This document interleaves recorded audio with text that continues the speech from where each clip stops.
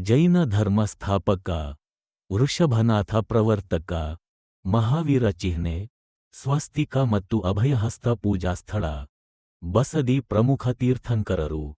ಮೊದಲನೇ ತೀರ್ಥಂಕರ ವೃಷಭನಾಥ, ಲಾಂಛನ ಎತ್ತು. ಎರಡನೇ ತೀರ್ಥಂಕರ ಅಜಿತನಾಥ, ಲಾಂಛನ ಗಜ ಆನೆ.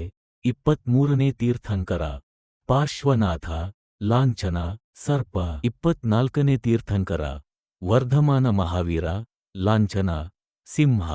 ವರ್ಧಮಾನ ಮಹಾವೀರ ಜನನ ಕ್ರಿಸ್ತ ಪೂರ್ವ 599. ಸ್ಥಳ ವೈಶಾಲಿ ಸಮೀಪದ ಕುಂದಲ ಗ್ರಾಮ. ತಂದೆ ಸಿದ್ಧಾರ್ಥ, ತಾಯಿ ತ್ರಿಶಲಾದೇವಿ, ಪತ್ನಿ ಯಶೋಧ, ಮಗಳು ಪ್ರಿಯದರ್ಶಿನಿ, ಅನೋಜ್ಯ. ಜ್ಞಾನೋದಯ 43ನೇ ವಯಸ್ಸಿನಲ್ಲಿ ಜೃಂಭಕ ಗ್ರಾಮದ ರುಜುಪಾಲಕ ನದಿಯ ದಂಡೆಯ ಮೇಲೆ ಸಾಲವೃಕ್ಷದ ಕೆಳಗೆ ಜ್ಞಾನ ಪಡೆದರು.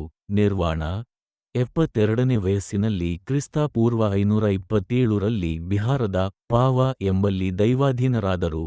ಜೈನ ಧರ್ಮದ ಪಂಚಶೀಲ ತತ್ವಗಳು: ಅಹಿಂಸೆ, ಹಿಂಸೆ ಮಾಡದಿರುವುದು, ಸತ್ಯ, ಸುಳ್ಳನ್ನು ಹೇಳದಿರುವುದು, ಅಸ್ತೇಯ, ಕಳ್ಳತನ ಮಾಡದಿರುವುದು, ಅಪರಿಗ್ರಹ, ಆಸ್ತಿ ಸಂಗ್ರಹಿಸಬಾರದು, ಬ್ರಹ್ಮಚರ್ಯ, ಇಂದ್ರಿಯ ನಿಗ್ರಹ.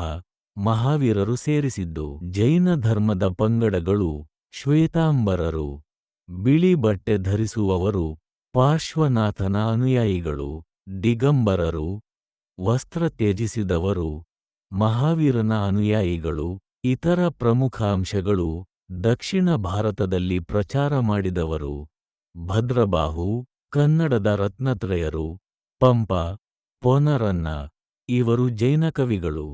ಪ್ರಸಿದ್ಧ ದೇವಾಲಯ: ರಾಜಸ್ಥಾನದ ಮೌಂಟ್ ಅಬು, ದಿಲ್ವಾರ ದೇವಾಲಯ, 1000 ಕಂಬಗಳ ಬಸದಿ, ಮೂಡಬಿದಿರೆಯಲ್ಲಿದೆ. ಜೈನರನ್ನು ನಿಗ್ರಂಥರು, ಬಂಧನವಿಲ್ಲದವರು ಎಂದು ಕರೆಯುತ್ತಾರೆ.